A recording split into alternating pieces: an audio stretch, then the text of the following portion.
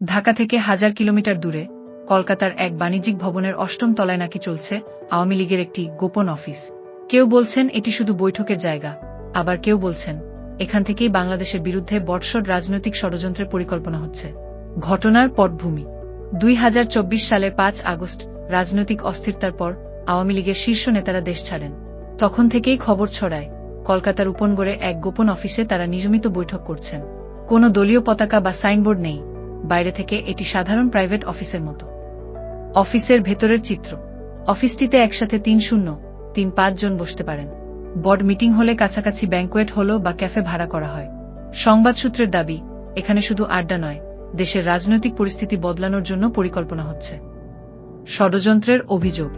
বিএনপির সিনিয়র যুগ্ম মহাসচিব রুহুল কবির রিজভী সরাসরি অভিযোগ করেছেন, কলকাতা অফিস থেকেই শেখ হাসিনা বাংলাদেশের বিরুদ্ধে পরিকল্পনা চালাচ্ছেন।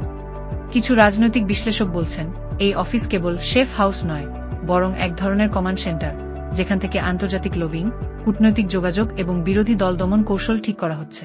এমনকি সামাজিক মাধ্যমে ভাইরাল হওয়া কিছু কথোপকথনে ইঙ্গিত দেওয়া হয়েছে যে নির্বাচনী ব্যবস্থা ও প্রশাসনের প্রভাব ফেলতে এখানে গোপন চুক্তি হচ্ছে। রাজনৈতিক প্রতিক্রিয়া ও রহস্য। পশ্চিমবঙ্গের মুখ্যমন্ত্রী মমতা বন্দ্যোপাধ্যায় ইঙ্গিতে বলেছেন, কিছু বিদেশি রাজনৈতিক নেতা কলকাতায় অবস্থান করছেন, তবে নাম নেননি। ভারতের কেন্দ্রীয় সরকারও নীরব, যা সন্দেহকে আরও বাড়িয়ে দিচ্ছে। প্রশ্ন উঠছে, এই অফিস কি কেবল আশ্রয়ের জন্য, নাকি এখানেই বাংলাদেশের রাজনীতির নতুন নাটক লেখা হচ্ছে?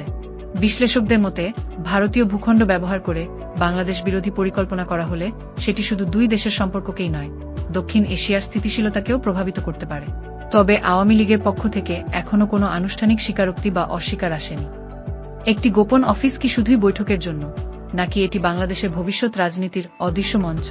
আপনার কি মনে হয়, এখানে কি সত্যি দেশের বিরুদ্ধে ষড়যন্ত্র হচ্ছে? কমেন্টে লিখে জানান, আর ভিডিওটি শেয়ার করুন। সাবস্ক্রাইব করুন, নোটিফিকেশন বেল অন করুন, আর রাজনৈতিক রহস্যের পরবর্তী অধ্যায়ে আমাদের সাথে থাকুন।